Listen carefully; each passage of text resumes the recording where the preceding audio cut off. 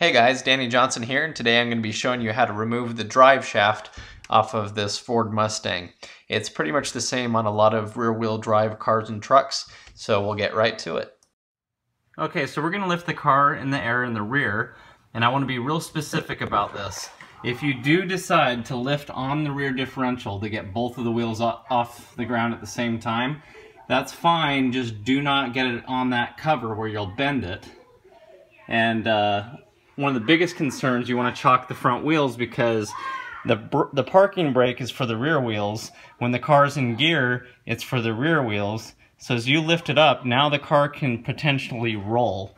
So you want to chock the front wheels and just be real careful with this. Then we're going to go ahead and set it down on those torque boxes. And it's the same place on each side, but you want to put it right where it's shown there so that you don't punch it through the floorboard or anything like that. So we're going to go ahead and lower this down now. And we're on those torque boxes.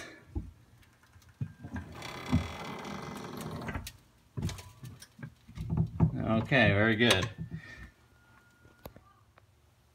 Okay, so the drive shaft bolts take this 12 millimeter socket, as you can see, and it is important to use the right amount of teeth on this. So what you want is to have two of these bolts exposed at the bottom, as you can see here. And you want to pull the parking brake up and even put the car in gear so that it doesn't spin. Then you can break these loose going counterclockwise.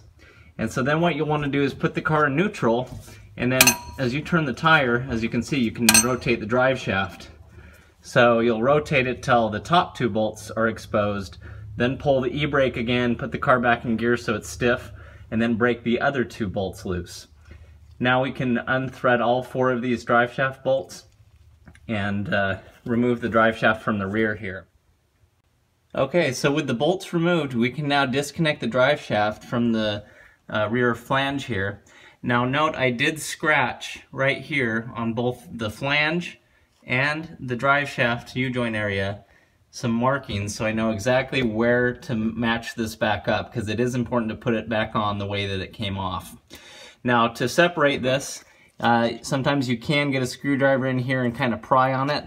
Right where this meets is where it attaches here to this flange. So you want to kind of pry in there a little bit and then just lift it forward and then down. Okay, so you're going to come in with a screwdriver right here, support the drive shaft, and as you pry on it, it'll break it away. And now you can push it slightly forward and then drop it down. Okay, so this is the transmission here on the right-hand side, and this is the drive shaft going into the transmission. So now all you have to do is pull it straight back.